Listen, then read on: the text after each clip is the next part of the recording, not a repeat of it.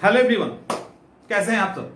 BPSC 67 जिन लोगों ने दिया अब तो दे दिया, आगे आपके सामने है बीपीएससी 68 और 69। सक्सेस तो लेना है। 68 और 69 में सफल होना है ना। अब देखो, सफल होना है तो 100 प्लस तो करना है, इसमें कोई इनकार नहीं है। और 68 में तो करना ही करना है। 67 थोड़ा सा अलग था, 68 में 100 प्लस आपको लेके जाना है। कुछ फैक्ट्स, कुछ हकीकत, कुछ समझना आ पाना, कई सारे रीजन होते हैं जब आप एग्जाम की तैयारी करते हैं। आप में से कई सारे ऐसे स्टूडेंट होंगे जो 60 से 80 के बीच में आ रहे होंगे। कुछ ऐसे स्टूडेंट होंगे जो 80 टू 95 के बीच में होंगे और कुछ ऐसे स्टूडेंट होंगे जो 95 को क्रॉस कर रहे होंगे।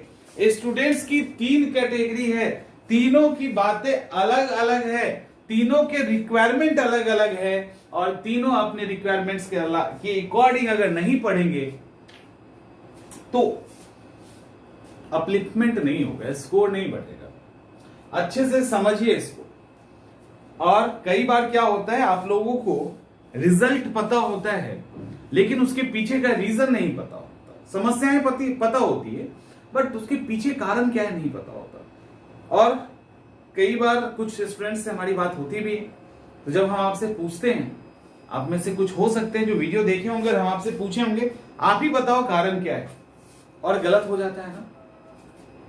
सबसे पहला, जो 60-70 के आसपास घूम रहे हैं 67 में बना के, उनमें से कुछ स्टूडेंट्स के साथ बातें, वो काफी बूस्टअप, काफी अपने आप को एनर्जेटिक फील कर रहे हैं, काफी कॉन्फिडेंस में है कि हमने लगभग 60, 65, 70 सर हमने कर लिया। लेकिन हम इस बार ना पढ़े नहीं थे, सीरियसली हमने पढ़ाई नहीं की थी और 65, 68 के आसपास हमारा आ रहा है। एकदम से हम बूस्टअप हैं, पूरे कॉन्फिडेंस में हैं कि बिना पढ़े अगर हमारा 60 to 65 आ रहा है, पढ़ लेंगे तब तो पक्का क्रॉस कर जाएगा। हो रहा है ना ऐसा? है आप में से कोई कि नहीं है, बताइएगा कमेंट करके। देखो, इसके पीछे लॉजिक क्या है पता है? इसके पीछे लॉजिक ये है आपके आने का कि कोई स्टूडेंट जीरो नहीं होता। ये जो स्टार्ट आप लोग सोचते हैं कि हम स्टार्ट जीरो लेवल से कर रहे हैं, तो एक तो कोई जीरो नहीं होता। भारत की राजधानी कहाँ है, अमेरिका की कहाँ है और ब्रिटेन की कहाँ है, कहाँ के कौन प्राइम मिनिस्टर है, तो ये सब सबको पता होता है। तो जीरो कैसे माने? जीरो कोई नहीं होता। अब कुछ ऐसे सवाल होते हैं, अब आप कहीं जॉब कर रहे हो, आप कभी ना कभी तैयारी किए हो, तो बीपीएससी के जीवन में कभी भी एग्जाम देंगे ना तो 50, 60, 70 सवाल आपका बनेगा ही बनेगा। वो फेल करने लायक सवाल आप हर बार बनाएंगे। और आपको अगर अभी लगेगा कि हमने तो बिना पढ़े बनाया है, पढ़ते तो क्या करते, कुछ नहीं कर लेते। ये बिना पढ़े हुए आप ही नहीं, कोई भी बनाएगा। 60 से नीचे इस बार कोई किसी को आने वाला है बताओ? आप एक बार सोचिए। तो एक ये गलत फहमी कि हमने नहीं पढ़ा तो 70 लेके आए और पढ़ जाते तो 105 लेके आते, तो ये गलत फहमी पहले दूर कर लीजिए, सबसे बेहतर है। आप 70 लाए हैं, आपके साथ जो भी बैठता वो 70 ही लाता, 60 ही लाता, ज्यादा अंतर नहीं होता। उससे कम सवाल कोई नहीं बनाएगा क्योंकि कोई जीरो पे नहीं। अगर एक दिन भी पढ़ा होगा, एक कहीं किसी भी एग्जाम के लिए पढ़ा होगा ना, इस बार बीपीएससी में इतना लाता। तो जो इस कैटेगरी के स्टूडेंट है वो देखो आप कहां पे। अब दूसरी बात, अगर आप यहां पे कर सकते हैं तो जो पढ़ने वाले हैं वो यहीं क्यों घूम रहे हैं? वो भी तो 105 पे खेल रहे होते हैं। आपसे इतना बेवकूफ तो नहीं हो गए, 4 साल से पढ़ रहे हैं। अब देखो, एक कैटेगरी है जो 80 टू 95 के बीच में कहीं ना कहीं स्ट्रगल कर रहा है, जो रिजल्ट के काफी करीब है लेकिन नहीं हो पा रहा है। थोड़ा सा, कभी 97, कभी 98, कभी 99, कभी सीधे 92 और चल रहा है घचर मचर करके। जो गाड़ी है ना चल रही है। एक स्टूडेंट है जो 95 के बाद कहीं पे भी रुक सकते हैं, वो 109 पे रुक सकते हैं, 108 पे रुक सकते हैं, 112 तक जा सकते हैं। तो जैसा भी क्वेश्चन होगा यहाँ वेरी करेंगे। ये पास होने वाले स्टूडेंट की जगह है। इसके बाद वो कहीं पे भी ठहर सकते हैं। वो क्वेश्चन हल्का हो गया तो 105 पार कर देंगे, थोड़ा खराब हुआ तो 95 से ऊपर कहीं नहीं रुकेंगे, ये संभव है। अब सवाल है कि सबसे पहले यहां से यहां कैसे आए, और जब यहां आ रहे हैं तो यहां कैसे आए। ये सवाल है।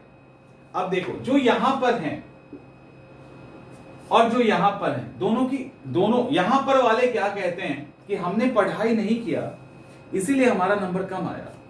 अगर हम थोड़ा पढ़ लिए होते तो ये स्थिति नहीं देखनी पड़ती, जबकि ये बात नहीं है। आप थोड़ा पढ़ लिए होते तब भी आपको यही नहीं तो बहुत होगा तो यहां आएंगे, यहां तो नहीं आएंगे एक बार में। अब यहां आपको पहचानने की जरूरत है कि आप यहां पर क्यों घूम रहे हैं।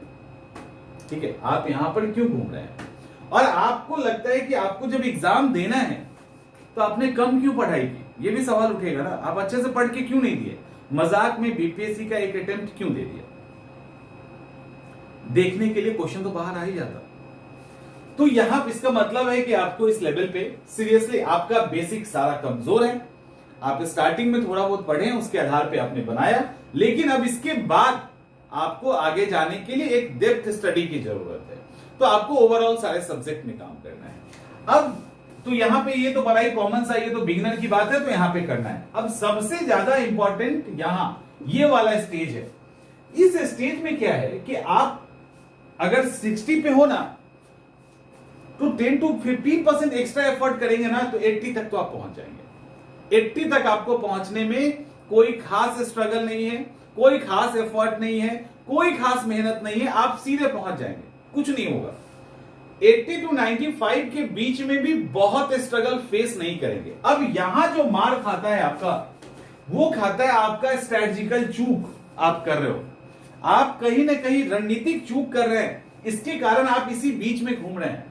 अब इतना तय बात है कि 80 to 95 के बीच में है तो आपने पढ़ाई तो की, इससे इनकार नहीं कर सकते।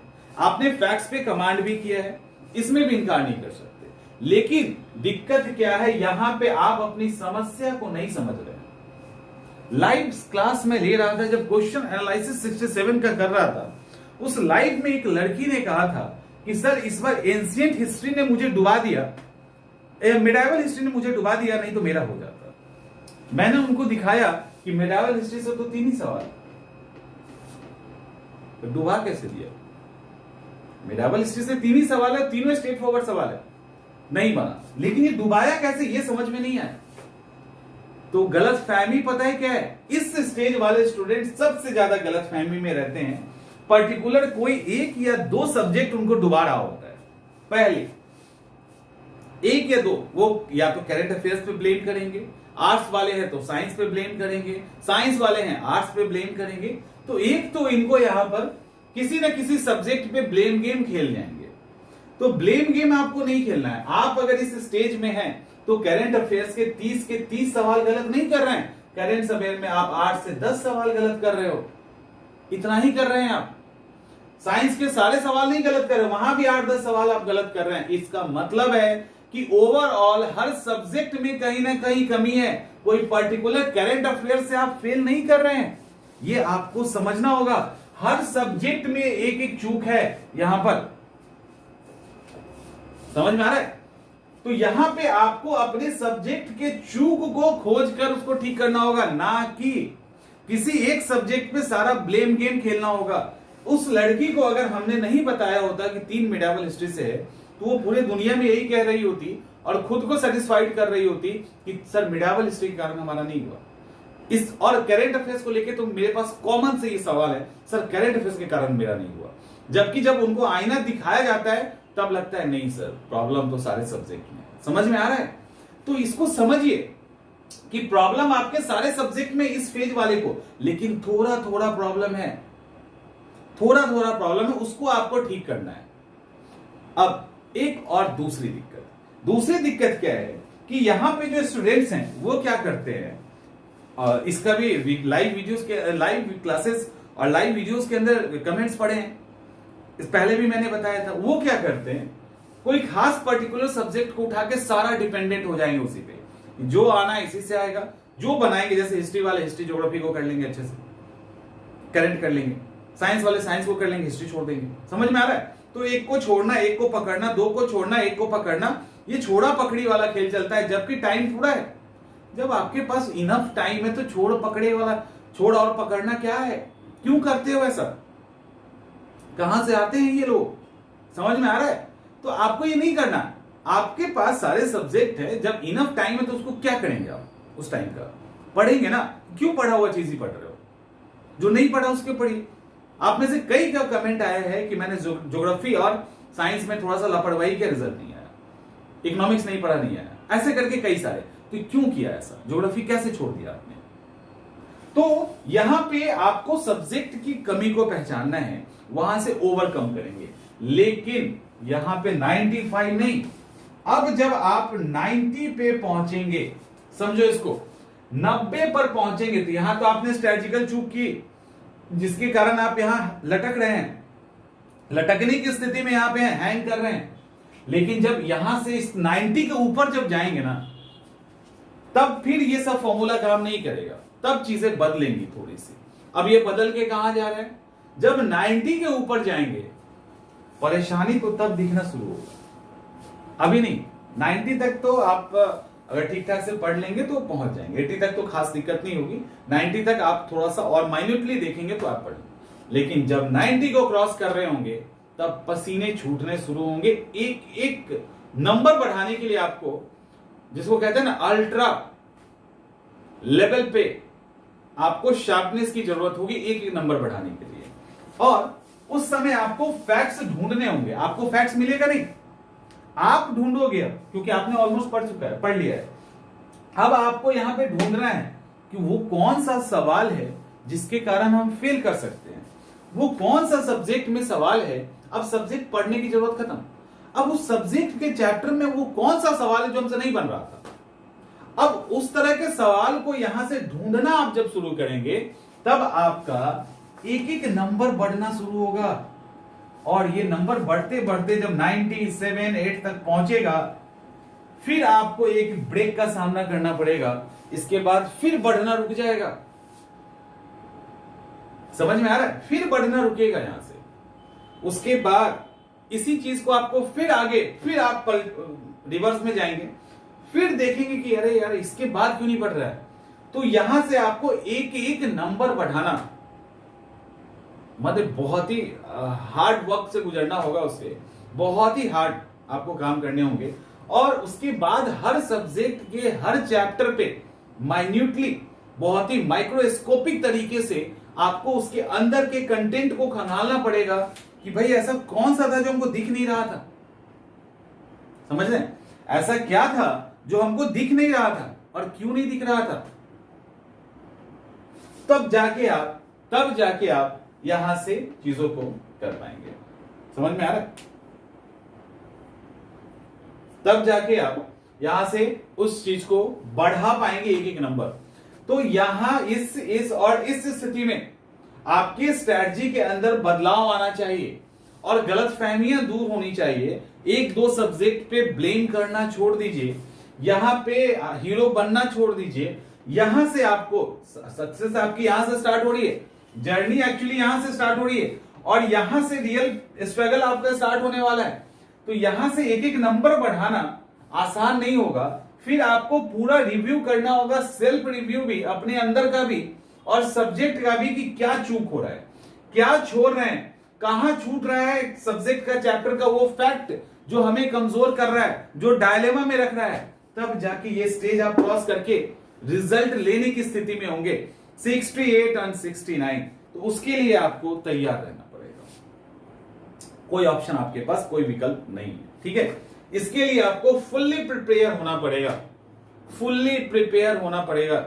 ठीक है? तो वो जो आप यहां पे इस स्टेज पे जब प्रिपेयर होंगे, तब आपको यहां रिजल्ट, ये जो मेहनत है आपका, वो रिजल्ट में कन्वर्ट होगा। तो मेहनत रिजल्ट में ऐसे ही नहीं कन्वर्ट होता है। जो आप कर रहे हो वो क्यों कर रहे हैं आपको पता होना चाहिए। अब होपफुली कि ये काम आ जाएगा। तो इस अप्रोच के साथ पढ़िए। अप्रोच बदलना पढ़ाई करने से ज्यादा मेहनत का काम है, उसको अगर बदल लीजिएगा तो आपका काम बन जाएगा। मिलते हैं अगले वीडियो में।